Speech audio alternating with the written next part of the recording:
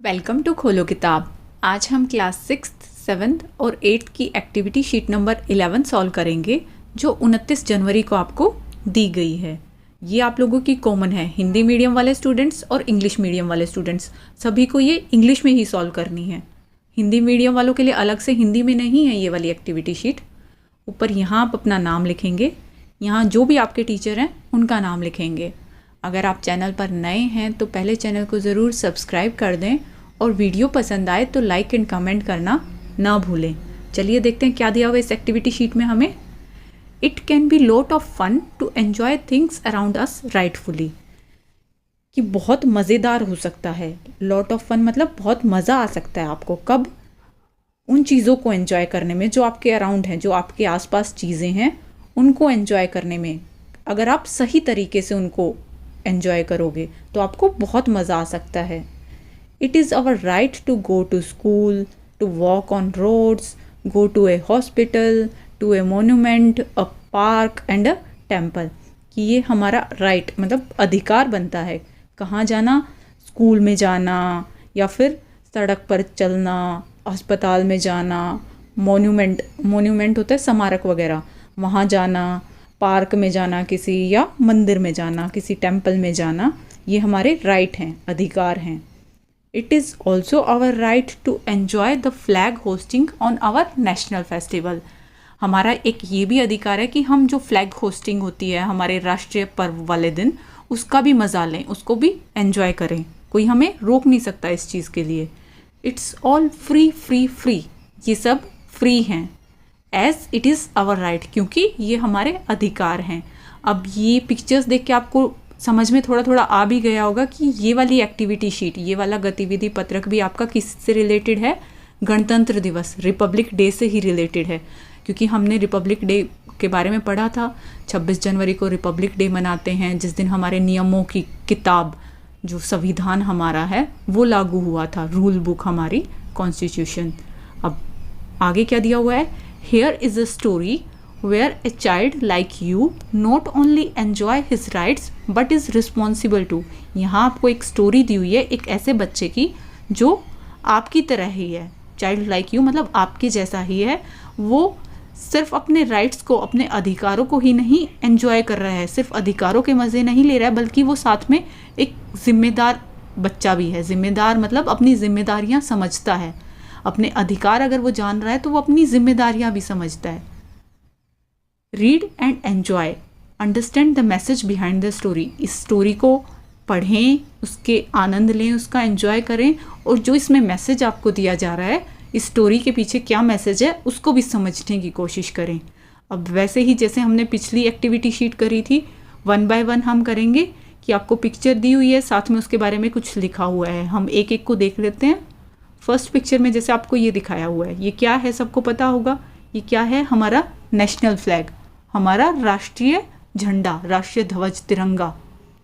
3 रंग हैं, ऊपर ये केसरिया, फिर सफ़ेद, और फिर ये नीचे ग्रीन, और बीच में ये कौन सा रंग है? नीला रंग। ये हम पिछली एक्टिविटी शीट में पढ़ चुके हैं। क्या लिखा हुआ है? It was 26 January Republic day. कौन से दिन की बात हो रही है? ये स्टोरी कौन से दिन की है?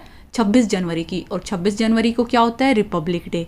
अब ये इतनी बार रिपीट हो चुका है, क्यों होता है रिपब्लिक डे, क्यों होता है, हर एक्टिविटी शीट में आ रहा है। आप सबको याद हो ही गया होगा कि इस दिन हमारा कॉन्स्टिट्यूशन, हमारा संविधान लागू हुआ था। हमारे क्या क्या रूल्स होंगे, क्या क्या रिस्पॉन्सिबिलिटीज़ होंगी, कैसे हमारी कंट्री चलेगी, वो सब की वो किताब जो है संविधान, वो लागू किया गया था। हमें फंडामेंटल राइट्स दिए गए, कुछ मौलिक अधिकार दिए गए, हमारे कुछ मौलिक कर्तव्य भी उसमें बताए गए कि हमारी ये ड्यूटी बनती है। आगे देख लेते हैं नेक्स्ट पिक्चर में क्या दिखाया हुआ है। Manav was dressed in white clothes and white canvas shoes. ये मानव नाम का लड़का है जिसकी आपको स्टोरी सुनाई जा रही है। इस स्टोरी में 2 मेन हैं, एक मानव और एक मानवी। मानव ने किस दिन की बात हो रही थी? 26 जनवरी की। 26 जनवरी वाले दिन मानव अच्छे से तैयार हुआ। कैसे कपड़े पहना हुआ है? सफ़ेद कलर के कपड़े पहन लिए और सफ़ेद ही रंग के कैनवस शूज़ पहने हुए हैं। यहाँ पिक्चर में आपको दिखाया नहीं हुआ, बट उसने सफ़ेद रंग के ही कैनवस शूज़ बोल सकते हो आप। जैसे लेदर के शूज़ होते हैं वैसे कैनवस के शूज़ भी होते हैं। स्नीकर्स कह लो, स्नीकर्स पहने हुआ था। He admired himself in the mirror and smiled. उसने खुद को आईने में देखा और मुस्कुराया। अब वो अच्छे से तैयार हो गया। कई बार आप भी ऐसा करते हो कि जब कहीं जा रहे हो, किसी शादी में जा रहे हो, फंक्शन में जा रहे हो या कुछ अलग पहना हुआ है, तो आप शीशे के सामने खड़े होकर खुद की तारीफ़ करते हो ना, प्रशंसा करते हो। वैसा ही उसने किया और खुद को देख के स्माइल कर रहा था, खुश हो रहा था। नेक्स्ट पिक्चर में क्या दिखाया हुआ है? He left his home early to attend the flag hosting. वो अपने घर से जल्दी ही निकल पड़ा। अर्ली मतलब जल्दी निकल पड़ा। कहाँ जा रहा था? क्या अटेंड करने के लिए जा रहा था? Flag hosting. फ्लैग होस्टिंग मतलब जो ध्वज आरोहण, वैसे तो मीनिंग होता है ध्वज आरोहण, बट रिपब्लिक डे वाले दिन झंडा फहराया जाता है, उसका आरोहण नहीं होता है, झंडा फहराया जाता है। यहाँ होस्टिंग की जगह टर्म यूज़ करनी थी अनफर्लिंग, वो मैं बाद में आपको आंसर्स में बता दूंगी। It had rained the previous night. पहले दिन बारिश हुई थी। अब पहले दिन बारिश हुई थी तो small puddles of water were all over the road. Road के ऊपर जहाँ जहाँ गड्ढे थे वहाँ पानी भरा हुआ था। ये दिखाया भी हुआ है पिक्चर में कि वहाँ छोटे छोटे गड्ढों में पानी भर गया था रोड के ऊपर, क्योंकि पहले दिन रात को बारिश हुई थी और वो सुबह सुबह जा रहा है फ्लैग होस्टिंग को अटेंड करने के लिए। जहाँ झंडा फहराया जा रहा है वहाँ जा रहा है उसको देखने के लिए। आपको बताया था 26 जनवरी पे कौन झंडा फहराते हैं? हमारे प्रेसिडेंट। मानवी and her neighbours also left home. अब मानवी, पीछे मानव के बारे में बताया, अब मानवी की बता रहे हैं कि मानवी और उसके जो पड़ोसी हैं वो भी अपने घर से निकल चुके हैं। She was wearing a bright saffron dress and shoes. मानवी ने कैसी ड्रेस पहन रखी है? जैसे मानव की आपको ड्रेस बताई थी वैसे ही मानवी की बता दी कि मानव ने वाइट पहनी हुई थी, बट इसने सेफरन कलर जो केसरिया रंग की है वैसी ऊपर की ड्रेस थी इसकी, और शूज़ भी पहने हुए थे इसने। ये बाकी पड़ोसी दिखा रखे हैं इसके, जो वो भी जा रहे हैं। कहाँ जा रहे हैं? फ्लैग होस्टिंग देखने के लिए। रिपब्लिक डे पर जो झंडा फहराया जाएगा वो अटेंड करने के लिए जा रहे हैं फंक्शन। आगे क्या है इस पिक्चर में? क्या दिखाया हुआ? ये पानी में उछलती हुई दिखा रखी है ना मानवी splashed the water in the puddles and laughed. मानवी पानी के अंदर कूदी, जहाँ वो सड़क पे जैसे हर जगह गड्ढे में पानी हो रखा था, ये वहाँ कूदने लगी और वो पानी भी फिर उछला और हंसने लगी। नेक्स्ट पिक्चर में क्या दिखाया हुआ है? मानव टोल्ड मानवी। ये मानव था ना, मानव ने मानवी को क्या कहा? Do not dirty your shoes. अपने शूज़ गंदे मत करो पानी में ऐसे कूद के। They will be wet and muddy. जो तुम्हारे शूज़ हैं मानवी, वो गीले भी हो जाएंगे और मिट्टी भी लग जाएगी। अब कीचड़ में अगर वो कूदेगी ऐसे, पानी तो चल रहा है, वो मज़े ले रही है, उसको मज़ा आ रहा है, बट वो लोग फ्लैग होस्टिंग प्रोग्राम के लिए जा रहे हैं तो वो उसको समझा रहा है ये गलत है, ऐसे अपने जूते गंदे मत करो, गीले भी होंगे साथ में मिट्टी भी लग जाएगी। Be responsible. ये मानव बोल रहा है उसको कि भाई जिम्मेदार लोगों की तरह बिहेव करो, अपनी जिम्मेदारियां समझो। आगे देख लेते हैं नेक्स्ट पिक्चर में क्या दिखाया हुआ है। ये वही शूज़ गंदे हुए दिखा रखे हैं कि मिट्टी में ऐसे कूदेगी पानी में तो शूज़ गंदे हो जाएंगे। He tried to stop her. Manavi, your mother will have a difficult time washing and drying them. He किसके लिए यूज़ हुआ है? मानव के लिए। मानव उसको रोकने की कोशिश कर रहा है कि ऐसे मत कर मानवी। क्या कह रहा है मानवी को? कि मानवी, तुम्हारी मदर को डिफ़िकल्ट टाइम का मतलब है कि तुम्हारी मम्मी को मुश्किल होगी। किस में मुश्किल होगी? इन जूतों को धोने में और फिर उनको सुखाने में। अगर वो पानी में ऐसे कूदेगी तो शूज़ गंदे होंगे, और गंदे होंगे तो उसकी मम्मा को वॉश करने पड़ेंगे। वॉश करेगी मतलब धोएगी, फिर उनको सुखाएगी, तो मम्मी को दिक्कत तो होगी ना, डिफ़िकल्ट टाइम होगा, मुश्किल होगी। बारिश के मौसम में वैसे ही नहीं सूखेंगे, और ऊपर से ठंड में तो कपड़े ही इतने दिनों में सूखते हैं, धूप कभी कभी निकलती है तो जूते तो और भी ज़्यादा टाइम में सूखेंगे। तो वो उसको समझाने की कोशिश कर रहा है। कौन? मानव। नेक्स्ट आगे देख लेते हैं। Don't, please don't. वो फिर से मना कर रहा है, मत कर, प्लीज़ मत कर। बट मानवी डिड नॉट केयर। पर मानवी को तो कोई फिक्र ही नहीं है, वो तो किए जा रही है, रोक रहा है बट फिर भी वो रुक नहीं रही है। Both reached the ground, a huge crowd had gathered.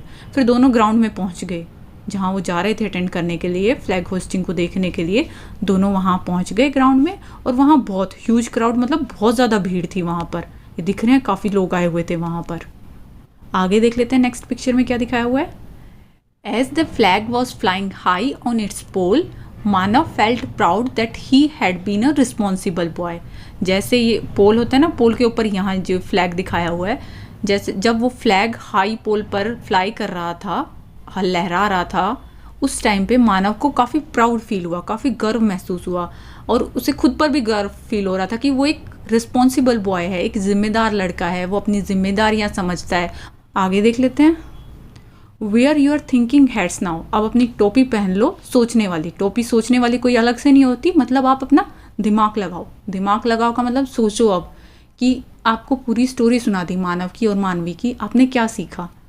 एक मानव और ये मानवी, दोनों में आपको फ़र्क समझ में आ गया। स्टोरी में क्या बताया हुआ था कि मानव एक रिस्पॉन्सिबल बॉय था, वो अपनी रिस्पॉन्सिबिलिटीज समझता था, वो अपने राइट्स को तो एंजॉय कर रहा है, जो उसको अधिकार मिले हुए हैं कि वो फ्लैग होस्टिंग को देखने जा सकता है, वो कुछ जो स्टार्टिंग में आपको लाइन बताई थी, जो जो हमारे राइट्स मिले हुए हैं वो उनको एंजॉय भी कर रहा है और साथ में रिस्पॉन्सिबल भी है। बट मानवी राइट्स को तो एंजॉय कर रही है, जो उसको अधिकार मिले हुए हैं उनको तो एंजॉय कर रही है, पर रिस्पॉन्सिबिलिटीज़ नहीं ले रही है, जो उसे करना चाहिए वो नहीं कर रही है। वो कहना भी नहीं मान रही है, वो अपनी मदर के बारे में भी नहीं सोच रही है, कोई उसको समझा रहा है तो भी वो नहीं सुन रही है। यही आपको इस स्टोरी में बताया गया था। जैसे हमें हमारे कॉन्स्टिट्यूशन के अंदर फंडामेंटल राइट्स भी दिए हुए हैं, फंडामेंटल ड्यूटीज़ भी बताई हुई हैं कि हमें तिरंगे का सम्मान करना है, हमें कोई सार्वजनिक संपत्ति होगी तो उसकी रक्षा करनी होगी, हमें अपने संविधान का पालन करना होगा, जो हमारा कॉन्स्टिट्यूशन है उसके जो भी अंदर रूल्स रेगुलेशंस हैं वो सब मानने होंगे, हमें राष्ट्रीय गान का भी आदर करना होगा, उसके प्रति भी सम्मान दिखाना होगा। तो वो सब चीज़ें आप फॉलो भी करो। आपको अगर कुछ अच्छी चीज़ें मिल रही हैं तो फिर आप उनका अच्छे से एंजॉय करो, एक सही तरीके से एंजॉय करो। वही हमें इस स्टोरी के अंदर बताया गया था। अब क्वेश्चन आंसर देख लेते हैं क्या दिए हुए हैं। Do you think this story is about republic day, why? आप क्या सोचते हो कि ये जो स्टोरी दी हुई थी ये रिपब्लिक डे के बारे में थी, हाँ या ना? आप जो भी आंसर लिखें तो साथ में उसकी एक्सप्लेनेशन भी दें कि क्यों आपको लग रहा है कि ये रिपब्लिक डे के बारे में थी, गणतंत्र दिवस के बारे में थी, या क्यों आपको लग रहा है कि ये गणतंत्र दिवस के बारे में नहीं थी। तो मैं यहाँ यस लिख रही हूँ कि हाँ ये रिपब्लिक डे के बारे में थी। क्यों थी? क्योंकि स्टार्टिंग में ही आपको डेट बता दी थी एक तो कि 26 जनवरी के दिन की बात है, उस दिन रिपब्लिक डे होता है और वो सब लोग कहाँ जा रहे हैं, मानव मानवी और उनके नेबर्स कहाँ जा रहे हैं, फ्लैग होस्टिंग वाला प्रोग्राम देखने के लिए, जो उनका राइट बनता है, उनका अधिकार बनता है, वो देखने के लिए जा रहे थे। इसमें सारी बातें क्या की गई हुई हैं, हमारे रूल्स क्या हैं, हमारी रिस्पॉन्सिबिलिटीज़ क्या हैं, वो सब बताया हुआ था, आपके राइट्स के बारे में था। और वो कहाँ लिखा हुआ है? कॉन्स्टिट्यूशन बुक में। कॉन्स्टिट्यूशन कब लागू हुआ था हमारा संविधान? रिपब्लिक डे वाले दिन। तो हाँ ये रिपब्लिक डे के बारे में ही है। Yes, because in first picture Republic Day date is mentioned and they all are going to attend flag hosting और unfurling। मैंने ये पहले भी बताया था, होस्टिंग का मतलब क्या होता है? आरोहण, और अनफर्लिंग का मतलब होता है झंडा फहराना। इस दिन झंडे का आरोहण नहीं होता है, बल्कि ये वर्ड यहाँ गलत यूज़ किया है, ये वर्ड यूज़ करना चाहिए था कि यहाँ झंडा फहराया जाता है 26 जनवरी वाले दिन। 15 अगस्त वाले दिन होस्टिंग होती है और 26 जनवरी वाले दिन अनफर्लिंग होती है। नेक्स्ट क्या है?